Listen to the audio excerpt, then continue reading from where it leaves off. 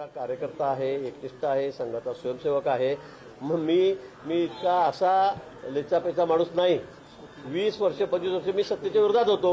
मी त्या कालही सांगितलं की त्यावेळेला मला अनेक आमिषं दाखवली गेली आणि आता काही प्रश्न येतच नाही. मला सगळा महाराष्ट्र ओळखतो, माझे पक्षाचे सर्व नेते मला ओळखतात. तुम्ही मला काय सांगतात? आणि मागच्या वेळेत संजय राऊत म्हणले की मुख्यमंत्र्यांना विनवण्या करत होते. मला मान्य उद्धवजींनी माझा म्हणजे ते खोटं बोलणार नाही त्यांच्यासारखं. त्यांनी मला सांगावं मागच्या काळामध्ये मी त्यांना कधी फोन केला, कधी निरोप दिला. माझ्यावर एवढे खोटे गुन्हे दाखल करण्यात आले, ते सगळे तुम्ही बघितलेले आहेत, काय काय झालं काय काय नाही. मी कधी एकदा सुद्धा मी उद्धवजींना फोन केलेला नाही, त्यांना निरोप दिलेला नाही, का मला मदत करा म्हणून सांगितलेलं नाही. असेल तर उद्धवजींनी सांगावं. नाशिकच्या संदर्भात हकालपट्टी आता करण्यात आलेली आहे त्यांच्या पक्षातून. नाशिकमध्ये तुम्ही म्हणाला होता की ठाकरे गट जमीनग्रस्त होणार आहे. होणारच आहे आणि म्हणून आता त्यांना माहिती आहे काय ते कुठे राहत नाही आणि म्हणून ते एकेकाची हकालपट्टी करतायत. त्यांना सांगता आलं पाहिजे पुढे की आम्ही ज्याला काढलेला हा काय जाईल म्हणून. पण तिथे राहायला आता कोणी उत्सुक नाही. मला वाटतं संजय राऊत ज्या ज्या ठिकाणी जातात त्या ठिकाणी असाच भूकंप होत आहेत. ते जातात तिथे प्रभारी म्हणून पक्ष संघटन करायला आणि सगळं विघटन त्या ठिकाणी होत आहे. हे आपण बघितलेलं आहे आणि नाशिकमध्ये सुद्धा लवकरच आपण बघा तेच होणार. त्यांनी असा एक आरोप केलेला आहे की अभिषेक कौल नावाचा जो व्यक्ती आहे, या व्यक्तीशिवाय फाईल ज्या आहे ते गिरीश महाजन हलवत नाहीत. अनेक फाईल ज्या आहेत ते त्यांनी तशाच पडून ठेवलेल्या आहेत आपत्ती विभागात. त्यांनी आपत्ती विभागामध्ये 350 फाईल पडून सांगितलेलं आहे. माझी आपल्याला सगळ्यांना विनंती पत्रकारांना की माझ्या ऑफिसमध्ये जा. आता कोणावर विश्वास ठेवायचा? मी त्यांना तर काही सांगू शकत नाही. तुम्हीच ऑफिसमध्ये जा. माझ्या ऑफिसमध्ये किती फाईल पेंडिंग आहे ते बघा. 209 फाईल आतापर्यंत माझ्याकडे आलेल्या होत्या मंत्रिपदाचा भार घेतल्यापासून. त्यातल्या तर माझ्याकडे मी माहितीच मागवलेली आहे. त्यातल्या जवळपास 193 फाईल त्या वेळेत मंत्रिकडून कधीच गेलेल्या आहेत. 16 फाईल 15 फाईल आता आहेत. त्यातल्या जवळपास 13-14 फाईल त्या 2-3-4 दिवसामध्येच माझ्याकडे आलेल्या आहेत. असं काहीतरी वायफाट बोलायचं आणि त्यांना असंच आहे, त्यांच्यावर कोणी काही बोललं की मग त्यांनी बेछूट आरोप करायचे, कधी बेभान आरोप करायचे, सनसनाटी पसरवायची. मला सांगा, हायकोर्टाने विरोधात निकाल दिला, कोर्टाने दिला तर तिथला न्यायाधीश भ्रष्ट. हायकोर्टाने निकाल त्याच्या विरोधात गेला, मनासारखा नाही गेला तर उच्च न्यायालयाचे न्यायाधीश भ्रष्ट. सर्वोच्च न्यायालयाने काही विरोधात निकाल दिला, त्यांच्या बाजू मनासारखा दिला नाही तर ते भ्रष्ट. निवडणूक आयोग आहेत, त्यांनी काही वेगळा निकाल दिला तर ते भ्रष्ट. केंद्रामधले आमचे सर्वोच्च नेते आहेत ते सगळे भ्रष्ट.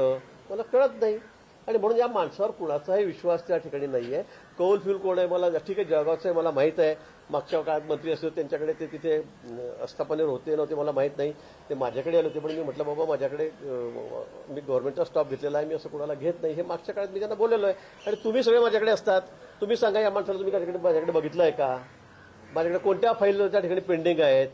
उगाच काहीतरी खोटं बोलायचं, रेटून बोलायचं, बेछूट आरोप करायचे आणि म्हणून यांच्यावर त्यांच्या त्या मुखपत्रावर आता कोणाचा विश्वास राहिलेला नाही. आम्ही तर ते कधी बघतही वाचतही. भाऊ, कुठेतरी बडगुजर जे आहे ते संजय राऊतांच्या निकटवर्ती होते, परंतु तेच आता साथ त्यांची सोडतायत आणि त्यामुळे अशा पद्धतीनं टार्गेट केलं जाते का? मी सांगितलंय ना, नैराश्यातून हे करतायत कारण ते त्यांचे जवळचे होते. आता त्यांनीच त्यांची हकालपट्टी करून टाकली. त्यांच्या आपसातले खूप मोठे वाद आहेत आणि हेच नाही. आता बघा तुम्ही, अनेक लोक, अनेक जण, अनेक पक्षाचे प्रमुख, तिथले पदाधिकारी, नगरसेवक, हे आता त्यांना दिसेल त्यांच्या अशा वागण्या बोलण्यामुळे काय परिस्थिती त्यांच्या पक्षावर येते हे त्यांना दिसेल. एकनाथ खडसे असे म्हणतात की संजय राऊतांकडे जर पुरावे नसतील तर मी स्वतः पुरावे देईन. कोण? खडसे म्हणतात तुमच्याबद्दलचे पुरावे मी देईन. हो, त्यांच्याकडे होते ना मागे, ते म्हणजे हरवलं, थोडं गायब झालं. तर ठीक आहे ना. आता ते आता मी काय म्हणून, मोसरे भाई आहे, दोघं तरी करावं. तुम्ही काय त्यांना करायचंय ते नाही का? एकनाथ शिंदेच्या बैठकीमध्ये त्यांच्या आमदारांनी निधी वाटपावरनं अजित पवारांवरती नाराजी व्यक्त केलेली आहे. याआधीही त्यांनी नाराजी व्यक्त केली होती, पण काल स्वतः अजित पवारांनी आपल्या आमदारांच्या पुढ्यात स्पष्टीकरण दिलेलं आहे की निधी वाटपासंदर्भात देवेंद्र फडणवीस जे मुख्यमंत्री आहे यांच्या देखील सह्या असतात. एकमेव माझा त्या ठिकाणी निर्णय नसतो. तर ह्यावरनं मला वाटतं याबाबतीत मलाही काही फार कल्पना नाहीये, पण वरिष्ठ पातळीवरचा विषय आहे. दोन्ही उपमुख्यमंत्री मुख्यमंत्र्यांकडे बसून हा विषय त्या ठिकाणी सुटेल असं दोन्ही उपमुख्यमंत्र्यांनी म्हटलेलं आहे. दादाही म्हणाले, शिंदेसाहेब म्हणले की आम्ही देवेंद्रजीकडे बसून हे सगळं तपासून घेऊ आणि त्यानंतर मला वाटतं हा प्रश्न सुटेल. अजिबात कुठे मिठाचा खडा नाहीये. थोड्याफार कुरबुरी असतातच. आता 3 पक्ष एवढे मोठ्या संख्येमध्ये असणारे आमदार आहेत, त्यामुळे थोड्याफार या कुरबुरी होणार आहे. कमी थोडंफार प्रमाणात होईल, पण त्याचंही सोक्षमोक्ष झाल्यावर मला वाटतं निराकरण होईल. आमच्यामध्ये कुठेही मिठाचा खडा नाहीये. आम्ही अगदी एक दिलाने एक मनाने या ठिकाणी काम करतोय. पण सुधाकर बडगुजर हे खरंच भाजपमध्ये येणार आहेत का? काय सध्याची नाशिकची नेमकी परिस्थिती आहे? किती लोक भाजपच्या संपर्कात? मला वाटतं काल सुधाकर बडगुजर मुख्यमंत्री महोदयांना भेटले, मलाही ते आधी भेटलेले होते आणि त्यामुळे यांच्या मनामध्ये किंतु परंतु आहे. आणि तुम्हाला सांगतो, अनेक लोक अजूनही मोठे पदाधिकारी हे या अवस्थेमध्ये आहेत, या स्थितीमध्ये आहेत की आता हा पक्ष सोडावा. नुसतं बडगुजरांचा हा प्रश्न नाही आहे. अनेक लोक आता या ठिकाणी नाराज आहेत, यांना वैतागलेले आहेत. आता मला सांगा, संजय राऊतांचं कर्तृत्व काय हो? बोलण्याशिवाय कुठलं सामाजिक कार्य करायचं त्यांचं तुम्ही मला सांगा. त्यांनी सांगावं. तुम्हालाही माहित आहे, फक्त सकाळी बोलणं, वाटेल तसं बेछूट बेताल वक्तव्य करणं, याशिवाय कशामध्ये त्यांचं कर्तृत्व काय? म्हणजे ते माझ्याबद्दल एवढं बेताल बोलतात. ठीक आहे, मी तर 35 वर्ष झाले, मी लोकांची सेवा करतो, मी लाखो लोकांच्या आसपास शस्त्रक्रिया ऑपरेशन केले, मेडिकलचं माझं मोठं काम आहे. सगळ्याच ठिकाणी मी कुठेही काय असेल तर मी कुठेही उडी घ्यायला तयार असतो. आमचं कामच आहे ते. पण मला सांगा, संजय राऊत सांगता मला पक्ष शेटने असं केलं तसं, मग यांचं सामाजिक कार्य काय हे पण एकदा त्यांनी सांगावं ना. कोणावरही आरोप करायचे, अगदी पंतप्रधानांपासून, गृहमंत्र्यांपासून, मुख्यमंत्र्यांपासून, शिंदे साहेब, सगळ्यांवर बेछूट आरोप करायचे. पण हे करत असताना आपण काय आहोत, आपण काय करतो आहोत हे पण त्यांनी सांगितलं पाहिजे किंवा लोकांना तरी ते दिसलं पाहिजे. तेव्हा लोक त्याच्यावर विश्वास ठेवतील. सर, दुसरा असा प्रश्न आहे की मुंबईमध्येच पडगा हे असं गाव आहे की ज्या ठिकाणी मोठ्या प्रमाणात देशविघातक कारवाया होताना बघायला मिळतात. त्या ठिकाणी सर्वसामान्य जरी गेले तरी जीवाला धोका असू शकतो, अशा गोष्टी देखील बघायला मिळालेल्या आहेत. त्या ठिकाणी कारवाई होणं अपेक्षित आहे. सरकार काय कारवाई करू शकतं? पडघा एक गाव आहे. पडघा हे पडघा गाव आहे. त्या माहिती मला. ठिकाणी अनेक अनधिकृत कारवाई आजपर्यंत झालेल्या आहेत. अनेक एजन्सी एनआय असेल किंवा सेंट्रल एजन्सीने ज्या ठिकाणी छापेमारी सुद्धा केलेली आहे, त्या अनुषंगाने काही कारवाई होईल. भिवंडीच्या परिसरातला हा भाग आहे. पडग्यामध्ये पडग्यामध्ये. नाही, मला वाटतं त्या संदर्भामध्ये मुख्यमंत्री महोदय सदा होम मिनिस्टर आहेत, गृहमंत्री आहेत, त्यांचंही लक्ष त्या ठिकाणी आहे. आणि त्या ठिकाणी आपण अनेक वेळेला बघितलेलं आहे की खरं आहे, त्या ठिकाणी काही अशी लोक आहेत अनवॉन्टेड की ते त्या ठिकाणी राहत आहेत. त्यांच्याकडून अशा काहीतरी अतिरेकी कारवायाचा सुद्धा संशय आहे आणि अनेक वेळेला तिथे धाडी पडलेल्या आहेत. मला वाटतं पुढच्या काळामध्ये निश्चित मुख्यमंत्री मोदयांचं लक्ष त्या ठिकाणी पोलीस प्रशासन लक्ष घालेल. संजय राऊत असे म्हणतात की बडगुजर म्हणजे नाशिकची शिवसेना नाही, असंही त्यांनी म्हटलंय. आता बघा, शिवसेना मोठी आहे तिथली. बडगुजर म्हणजे शिवसेना नाही. आतापर्यंत बडगुजरांना फोन करत होते. आता ज्या वेळेला 25 आमदार सोडून गेले त्यावेळेला हे म्हणजे काय शिवसेना आहे का? ज्यांना जायचं ते जा. ह्या एका स्टेटमेंटमुळे सगळे शिवसेनेचे आमदार निघून गेलेत. त्यावेळेला 45 लोक ज्यावेळेला फुटलेत, आमदार फुटले, त्यावेळेला त्यांनी काय, ज्यांना जायचं त्यांनी जावं, म्हणजे थांबू नका, तुमचा निर्णय तुम्ही घ्या, हे सांगणारे राऊतच होते. आणि म्हणून सगळे आमदार निघून गेलेत. त्यांच्या या अशा बेताल वागण्यामुळे या ठिकाणी ही सगळी परिस्थिती उद्भवते. आणि ते माझ्यावर जे आरोप करता आहेत, तुम्ही जे विचारतायत तर माझ्यावर जे आरोप करतायत, कोण तो अभिषेक, खरंच तो माझ्या कुठल्याही आस्थापनेवर नाही, माझ्या ऑफिसमध्ये कधी येत नाही. पूर्वीच्या काळी तो, त्यानंतर माझं सरकार बदललं, ते खातं माझ्याकडे आल्यावर मी त्याला सांगितलं की बाबा तुझं तर इथे काम नाही, तुझं इथे कामच नाही माझ्याकडे. त्यामुळे त्याचं येणं माझ्या ऑफिसला नाही, कार्यालयात नाही, कधी भेट नाही.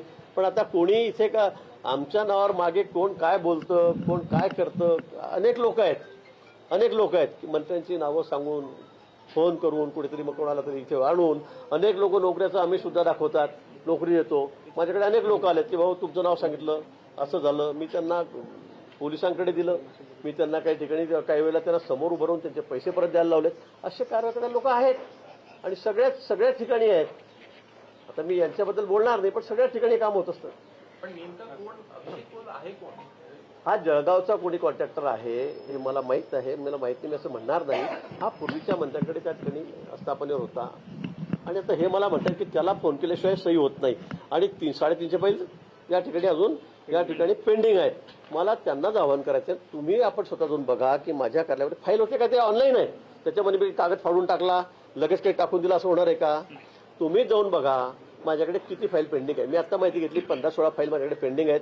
त्यातल्या या 4-5 दिवसात आलेल्या 14-15 फाईल आहेत.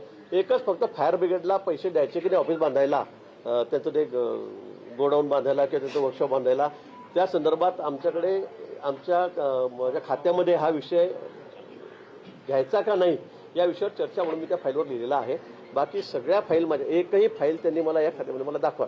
भाऊ, मुंबई महापालिका आणि ठाणे महापालिकेचं एक समीकरण ठरल्याची माहिती समोर येते आहे. मुंबईमध्ये भाजप मोठा भाऊ असेल, शिंदेची शिवसेना जी आहे ते छोटा भाऊ असेल तर ठाण्यामध्ये शिंदेची शिवसेना जी आहे ती मोठ्या भाऊच्या भूमिकेत असेल असं एक समीकरण ठरलं अशी माहिती समजते. आता तुमच्याकडनं जी बातमी मी बघतोय म्हणजे आता आमच्यामध्ये काय वरिष्ठांमध्ये कुठे मोठा भाऊ छोटा भाऊ मधला भाऊ काय तर मला तर काही माहिती नाही. पण माननीय मुख्यमंत्री महोदय आहेत, माननीय उपमुख्यमंत्री महोदय आहेत, दोन्ही ते सगळे पक्षाचे सर्व आहेत. ते या बाबतीमध्ये निर्णय घेतील आणि मग ते सगळ्यांची भाऊबंदी ठरेल. भाऊ, एक सर्वे समोर आला आहे. अशी सध्या चर्चा आहे की उद्धव ठाकरे राज ठाकरे एकत्र येतील.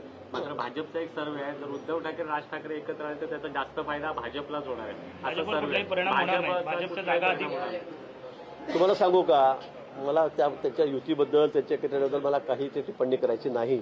पण भाजप सुद्धा आता एवढा सक्षम आहे, महायुती आता एवढी सक्षम आहे की आम्ही स्वबळावर ऐतिहासिक निर्णय म्हणजे जसा विधानसभेमध्ये एक इतिहास घडवला की इतक्या मोठ्या संख्येमध्ये 137 जागा भाजपच्या या ठिकाणी आल्यात.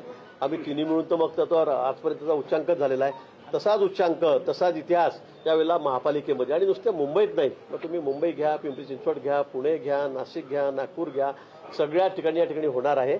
मला वाटतं संजय राऊत, तुम्ही अशी सगळी शक्ती वाया घालवण्यापेक्षा पक्ष संघटनेकडे लक्ष द्या. कोणती महापालिका आणतात तेही सांगा. फक्त बस पैशाच्या बळावर ईडीच्या भरोश्यावर पैशा बळावर असं होत नसतं कधी. असं कधी होत नसतं. तुमच्याकडे सरकार होतं 2.5 वर्ष, मग आम्ही असं काही रडत बसलो का? आम्ही आणल्या ना 137 जागा भाजपने निवडून. आम्ही रडत नाही बसलो की तुमच्याकडे सरकार आहे, तुम्ही माझ्यावर खोटा गुन्हा दाखल केला, देवनीजीच्या फाईल काढत बसले, मला त्या ठिकाणी मोकामध्ये टाकलं, मला बेल मिळाली म्हणून मी बाहेर आहे. आम्ही रडत नाही बसलो. आम्ही म्हटलं तुम्हाला की आम्हाला माफ करा का आम्हाला तुमच्या पक्षात घ्या. हे तुमच्या सगळ्या कपकलमधील गोष्टी आहेत. आणि म्हणून मला असं वाटतं की या सगळ्या वायफट बडबड करण्यापेक्षा पक्ष संघटनेकडे लक्ष द्या. तुम्ही जसं म्हणालात की स्वबळावर लढण्याची तयारी देखील आहे, कारण पक्ष तेवढा सक्षम आहे, स्वबळाचा नारा होऊ शकतो. मी महायुतीचं म्हटलं, मी महायुती एवढी सक्षम आहे की यावेळेला इतिहास घडेल. आम्ही एवढ्या मोठ्या संख्येमध्ये या ठिकाणी निवडून येऊन एवढ्या मोठ्या संख्येत आमचे नगरसेवक सगळ्या ठिकाणी निवडून येतात. कारण लोकांचा विश्वास हा महायुतीवर आहे, आमच्या कामांवर आहे, माननीय मुख्यमंत्री महोदयांवर आहे, माननीय शिंदे साहेबांची जर आहेत त्यांचा गट आहे त्यांच्यावर आहे.